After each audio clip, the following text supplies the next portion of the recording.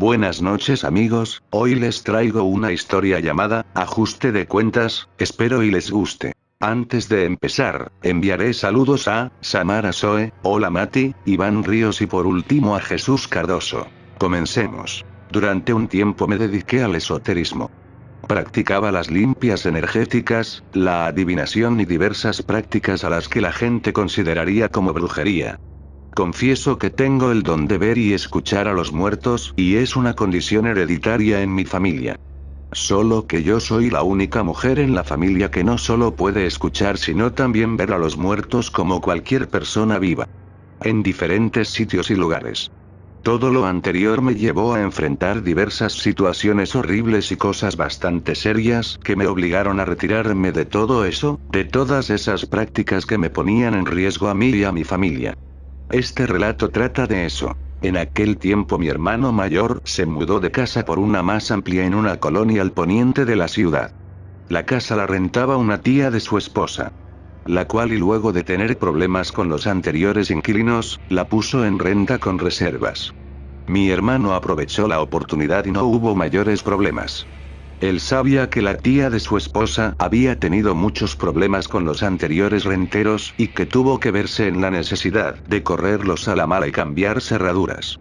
Esa fue la razón que la señora le dijo a mi hermano. Pero la realidad era totalmente distinta e inquietante. La casa era de 3 niveles, y había sido remodelada con el paso del tiempo por lo que el tercer nivel era accesible por unas escaleras de caracol y tenía solo una salida a un cuarto de lavado y una pequeña terraza.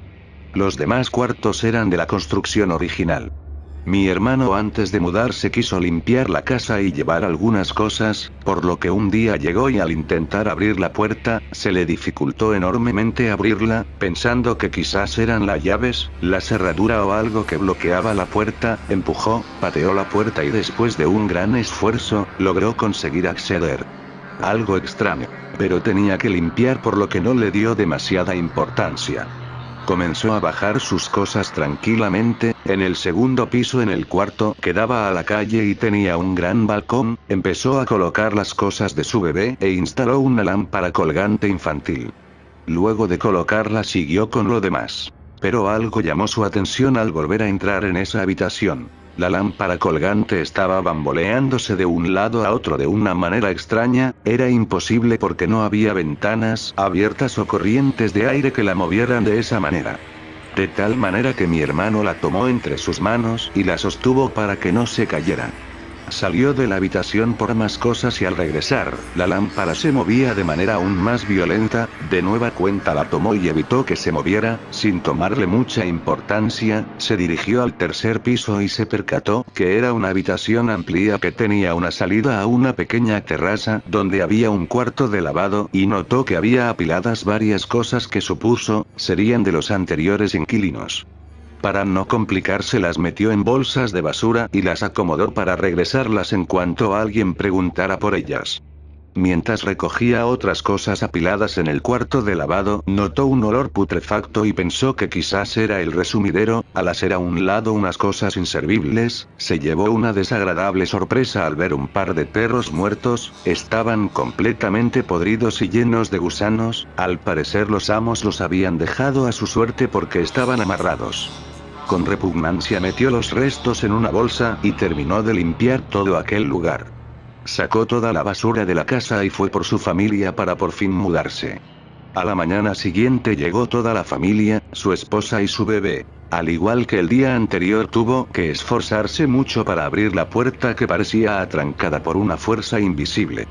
Cuando por fin pudieron entrar, mi cuñada notó de inmediato que algo no estaba bien con el ambiente de la casa, incluso mi sobrina comenzó a llorar molesta por alguna razón. Ella comentó que sintió una fuerte presión en su persona como una sofocación enorme y una pesadez en su cabeza que le hizo tener dolores. Al comentarle a mi hermano, con algo de molestia le dijo que se tranquilizara, que ya estaban ahí y que esas cosas de lo pesado no existían, que eran cosas inventadas. A pesar de los malestares y el fastidio, terminaron de instalarse en aquella casa, y ya por la noche mi hermano se metió al baño a hacer sus necesidades. Mientras fumaba, el silencio y la tranquilidad se rompió por los ruidos de unos golpes que parecían venir desde el tercer piso, en la puerta metálica de acceso a la terraza. Pensando que quizás se había quedado abierta y el aire la azotaba, siguió en lo suyo y luego de un rato se escucharon 3 golpes aún más fuertes en la puerta. Gritándole a la esposa le pidió que cerrara la puerta de la terraza y no obtuvo respuesta. En instantes volvió de nuevo a escuchar 3 golpes aún más fuertes en la puerta y esta vez se levantó enojado de la taza y se salió del baño a cerrar la puerta. Subió por las escaleras de caracol maldiciendo y al ir a la mitad de la subida de nueva cuenta volvió a escuchar 3 golpes que taladraron sus oídos y al llegar su sorpresa fue mayúscula al ver que la puerta estaba atrancada. Sin comprender qué sucedía, revisó por todas partes la causa de los golpes y no encontró ninguna respuesta. Se dio la media vuelta para bajar y detrás escuchó que golpeaban la puerta violentamente 3 veces. Eso fue el punto en el que él comenzó a sentir temor. Pálido y agitado bajó a su habitación y vio que su esposa estaba profundamente dormida al igual que su bebé. Esa noche intentó dormir, pero se sentía incómodo, incrédulo y preocupado por los detalles que estaba pasando. Intentando darle una explicación supuso que alguien estaría intentando entrar a robar. Pero era improbable, por la parte de arriba era imposible entrar o salir. Al llegar el día, salieron a sus labores y regresaron ya tarde a la casa. De nueva cuenta una fuerza invisible impedía que abrieran la puerta de la casa, por lo que mi hermano desesperado y harto de eso, pateó la puerta con fuerza y por fin la abrió. Cenaron, vieron la televisión y subieron después a dormir. Él tenía como costumbre ir al baño y fumarse un cigarro antes. Estando sentado en la taza en silencio, le dio una calada al cigarro y escuchó un susurro, pensando que quizás había sido su mujer, gritó: ¿qué? Y solo obtuvo más silencio en respuesta. Al darle otra calada el cigarro esta vez escuchó el susurro cerca de su oído. La voz era masculina y le decía en forma violenta: lárgate, lárgate de aquí. Al voltear a ver quién le hablaba al oído por unos instantes, y entre el humo del cigarro pudo ver una silueta, algo extraño que se formó por unos segundos.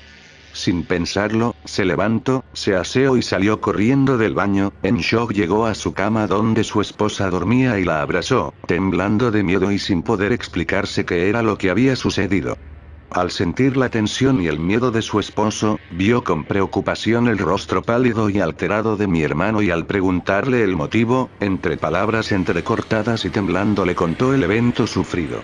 Ella comenzó a preocuparse y fue por el bebé y los 3 intentaron dormir juntos. A la mañana siguiente me llamaron y me pidieron que fuera a la casa para hacer oración y regar agua bendita y no me dijeron la razón, así que me dispuse a ir por la tarde, algo extraño para mí, porque mi hermano siempre fue incrédulo y renuente a hacer cualquier práctica de brujería como él le llamaba. Con algo de preocupación, mi mamá y yo convenimos a ir a la casa de mi hermano para orar y hacer alguna liberación con riegos y sahumerios. Invité a un amigo que hace oraciones de sanación a los enfermos y liberaciones para que no auxiliara a mi mamá y a mí, con la limpieza de la casa. Al llegar mi hermano nos vio con extrañeza y muy desconcertado. Veía en su rostro la incredulidad mezclada con miedo y algo de desasosiego. Me preguntaba mientras preparábamos algunas cosas, si eran los espíritus chocarreros en tono de burla y de manera nerviosa. A lo que no respondí y le pedí que saliera de la casa. Me dispuse a comenzar con los riegos y oraciones de protección. Hasta ese momento no había sentido nada al entrar. Fue al momento que encendí un cirio bendito que una sensación de melancolía y tristeza me invadió de una manera tal que sentí unas inmensas ganas de llorar. Sentí además miedo, angustia y enojo. Pude sentir esa sensación de manera clara en mi interior. En ese momento en mi mente escuchó susurros y luego frases claras de un hombre que me decía que nos retiráramos de ahí y que me llevara a ese cabrón de la casa, refiriéndose a mi hermano. Pregunté en voz alta qué estaba pasando y solo decía repetidamente que si no se iba, lo iba a matar. Entonces hicimos un ritual en el cual se hace un círculo de alcohol y se coloca una vela en medio. Encendimos la vela y el círculo, las flamas azuladas empezaron a levantarse de una manera inusual, algo que jamás había visto hasta ese momento. Comenzamos a orar mi compañero y yo, mientras mi mamá nos observaba con algo de impresión y miedo. Luego de orar y que las flamas se consumieran, nos dimos cuenta que mi mamá estaba rígida y con la mirada fija en nosotros, sus ojos estaban completamente abiertos y tenía una mano tapando su boca y en la otra apretaba una Biblia que llevábamos para apoyarnos con las oraciones. Al verla sentí un profundo miedo que me recorrió todo el cuerpo. Mi amigo enseguida me frenó y me dijo que algo se había metido en ella y para descartar que no hubiera sido algo maligno le exigimos la Biblia. Ella estaba inmóvil, sin parpadear y nos miraba fijamente. En el nombre de Jesucristo le pedimos que nos diera el libro y ella no se movía, estaba petrificada.